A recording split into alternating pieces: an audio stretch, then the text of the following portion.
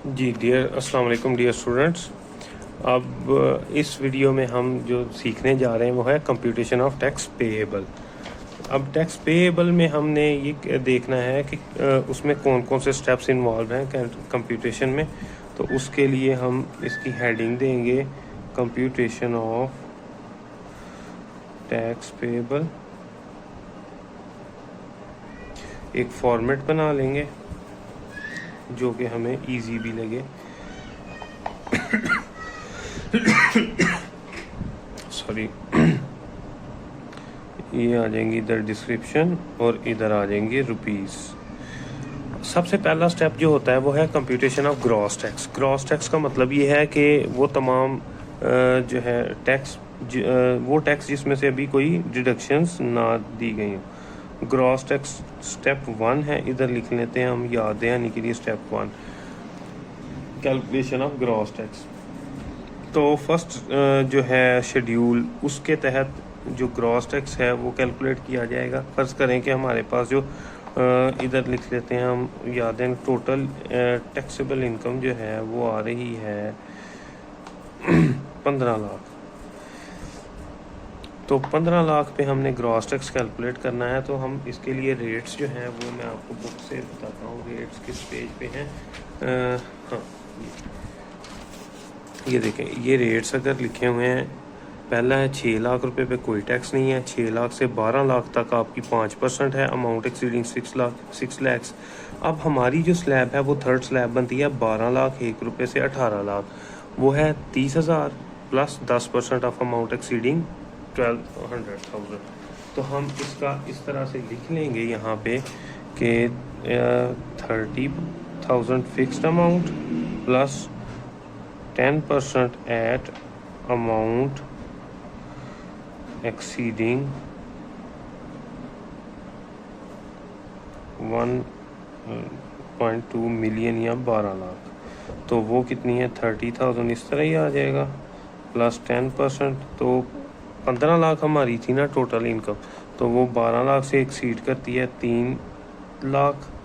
तो वो आप इस तरह से करेंगे 30,000 जमा 30,000 हो जाएगा ये, और इधर आपका टोटल टैक्स आ गया 60,000, जो कि इधर लिखा जाएगा 60,000 रुपया।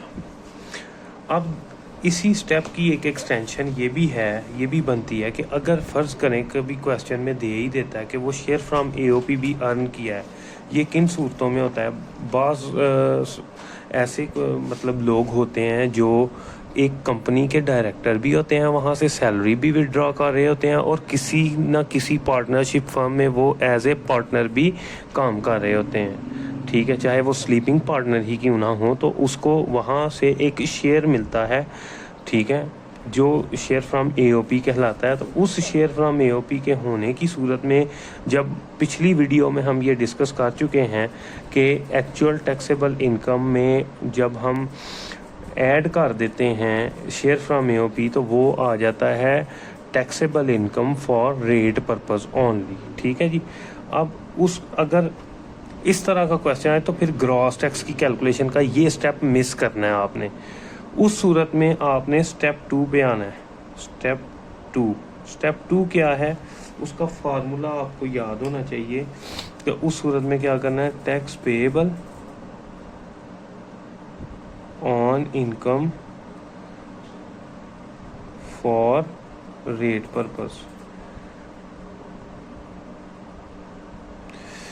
Over income for taxable income for rate purpose, उसको मल्टीप्लाई आपने करना है एक्चुअल टैक्सेबल इनकम। मैंने आपको लास्ट वीडियो में भी एक्चुअल टैक्सेबल इनकम लिखने की वजह बताई थी कि इसको टैक्सेबल इनकम ही बेसिकली लिखा हुआ है बुक में। आप उसको एक्चुअल टैक्सेबल इनकम कर लें ताकि आपको याद रहे, याद दहानी भी रहे कि ये एक्चुअल टैक्सेबल इनकम हमने एक्सक्लूडिंग शेयर फ्रॉम एओपी ली होती है। अच्छा जी, अब हम एक फिगर फ़र्ज़ कर लेते हैं। ये 15 लाख थी हमारी actual taxable income. Let's suppose यही 15 लाख हमारी एक्चुअल टैक्सेबल इनकम थी। तो इधर मैं लिखता हूँ आपके यहाँ लेट एक्चुअल टैक्सेबल इनकम कितनी थी 15 लाख, उसमें शेयर फ्रॉम एओपी आपने ऐड करना है। शेयर फ्रॉम एओपी वो जो लास्ट वीडियो में हम कैलकुलेशंस कर रहे थे उसमें वो फ़र्ज़ करें आपने कर दिया 2 लाख ऐड, तो ये total taxable income for rate purpose आ गई, taxable income for rate purpose, तो वो कितनी आ गई आपकी 17 लाख। ठीक है, तो अब ये 17 लाख पे आप टैक्स कैलकुलेट करेंगे। अब ये नीचे तो ये आ गया ना taxable income for rate purpose 17 lakh, one actual taxable income कितनी है 15 लाख। अब tax payable on for income for rate purpose, तो ये जो थी ये स्लैब थी 12 लाख से 18 लाख की, तो 18 लाख वाली में ही 17 लाख भी आ जाता है। तो 12 लाख से एक्सीड कितनी करती है 17 लाख, 5 लाख, 5 लाख ज़रब 10%, 10 तक़सीम 100, तो ये आ गई 50,000। यानी अगर रेट पर्पज़ के लिए इनकम हो 17 लाख तो उस पर टैक्स कितना बनता है 80,000, यानी 50,000 अमाउंट एक्सीडिंग का ये स्लैब ही बनेगी उसकी, क्योंकि ये 12 लाख से 18 लाख तक की स्लैब थी ना, तो 12 लाख से एक्सीड करती है 17 लाख 5 लाख से, तो 5 लाख का 10% ले लें और 30,000 उसमें जमा करें तो 80,000। अब हम ये देखें इसको 80,000 तक़सीम 17 लाख, सॉरी 1,70,000 हो गया गलती से, 80,000 तक़सीम 17 लाख ज़रब 15 लाख, ये आएगी, यानी आपका आएगा 70,588 रुपये। अच्छा, तो जी ये बताएं कि ये किधर गया, ये तो एक्चुअली तो 80,000 पे करना था, तो ये जो 70,000 और 80,000 का फ़र्क है ये बेसिकली टैक्स क्रेडिट है, यानी 10,000 9,000 समथिंग का उसको टैक्स क्रेडिट मिल गया ऑन शेयर फ्रॉम एओपी। ठीक हो गया, तो ये आपका टैक्स पेएबल आएगा। अब ये बात याद रखनी है कि अगर ये सवाल की सिचुएशन बनती है तो फिर ये स्टेप ओमिट कर देना है, पहला स्टेप ओमिट कर देना है, और अगर ये नहीं सिर्फ टैक्सेबल इनकम निकलती है शेयर फ्रॉम एओपी क्वेश्चन में नहीं है तो फिर ये स्टेप 2 किसी काम का नहीं, इसको ओमिट कर देना है, स्टेप 2 को ओमिट कर देना है। उस सूरत में जब आपकी शेयर फ्रॉम एओपी नहीं दिया हुआ क्वेश्चन में, अगर दिया हुआ तो फिर आपने इसको इंक्लूड करना है, और सॉरी इसको लिखना है, पहले स्टेप को ओमिट कर देना है। आगे जी स्टेप नंबर 3 आ जाए। स्टेप 3 में है अगर कोई टीचर है फुल टाइम या रिसर्चर है तो जो टैक्स पेएबल है उसको उसके 25% उसका रिलीफ मिलेगा। ठीक है, अब हम जो क्वेश्चन को कैरी करेंगे आगे वो 60,000 टैक्स पे कर लेते हैं, इसको हम ओमिट कर देते हैं इस स्टेप को, चूँकि मैं समझाने के लिए मुझे करना पड़ना था तो इस स्टेप को हम फिल वक्त ओमिट कर देते हैं क्योंकि हमने 15 लाख इनकम ली हुई। स्टेप 3 में आपने क्या करना है, टीचर और फुल टाइम टीचर और रिसर्चर, ठीक है, उनको हमने कितनी एग्जेम्पशन देनी है, डिडक्शन देनी है 25% की, किसके ऊपर, टैक्स पेएबल के। अब 60,000 है तो इसका 60,000 का 25% कितना बनता है 15,000। सिंपल, 60,000 ज़रा 15 तक़सीम 100, 60,000 multiply by 15, 60,000 multiply by 25 divided by 100, तो ये 15,000 बनता है। 15,000 आपने इसकी कैलकुलेशन करके फुल टाइम रिसर्चर या डिडक्शन 15,000 ये आ जाएगी। अच्छा, अब इसके अलावा एक डिडक्शन हुआ करती थी जो अब अलो नहीं है, वो थी सीनियर सिटीजन्स को, वो अलो नहीं की गई, वो ओमिट कर दी गई है। टैक्स ईयर 2018 से ऑनवर्ड। आगे है foreign tax credit. Foreign tax credit का मतलब इसको हमने लेस करना होता है, ये भी लेस होती है स्टेप 3 में और ये भी लेस। Foreign tax credit. अच्छा जी, फॉरेन टैक्स क्रेडिट किन लोगों को मिलता है? फ़र्ज़ करें कि एक आदमी है जिसका पाकिस्तान में भी बिज़नेस है और बाहर के मुल्क में भी बिज़नेस है, तो फिर ये होता है कि जितना उसने टैक्स वहाँ बाहर अपनी इनकम पे किया है और पाकिस्तान में पे किया, उसको कंपेयर करना होता है और रिलीफ देना होता है। ठीक है, तो यहाँ पे आ जाता है ग्रॉस टैक्स, जो हमने पहले टैक्स कैलकुलेट किया। उसके बाद आ जाती है टैक्सेबल इनकम, यहाँ कह लें, और फॉरेन इनकम, ये एक ये आ जाता है। और दूसरा इसको कंपेयर हमने करना होता है फॉरेन टैक्स पेड। ठीक है, जितना बाहर टैक्स पे किया, ये आप कह लें इसको 1 और इसको 2, तो इनको which ever is less will be allowed. ठीक है, अब ये मुझे बताने की ज़रूरत नहीं होनी चाहिए कि अगर आपके पास स्टेप 2 ओमिटेड है तो ग्रॉस टैक्स जो है वो स्टेप 1 वाला आ जाएगा, अगर स्टेप 1 ओमिटेड है तो ग्रॉस टैक्स स्टेप 2 वाला आ जाएगा। यानी अगर शेयर फ्रॉम एओपी है तो फिर इनकम भी जो है टैक्सेबल इनकम जो आप लिखेंगे वो भी लिखेंगे taxable income for rate purpose. अब चूँकि हमने ये तय कर लिया है कि हम इसको बिल्कुल शामिल नहीं कर रहे क्वेश्चन में, तो फिर हम ग्रॉस टैक्स कौन सा लेंगे? 60,000।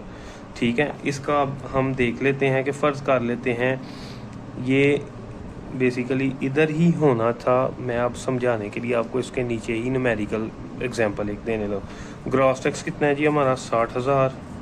टैक्सेबल इनकम कितनी है हमारी? 15 लाख।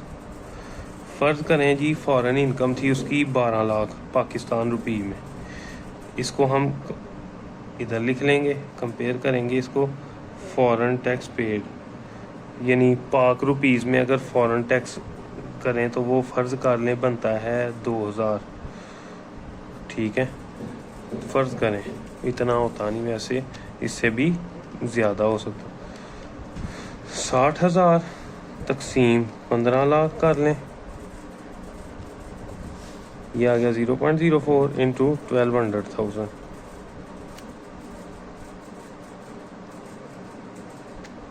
तो ये कितना बना? 48,000। तो डेफिनेटली इसमें से कम कौन सा है जी?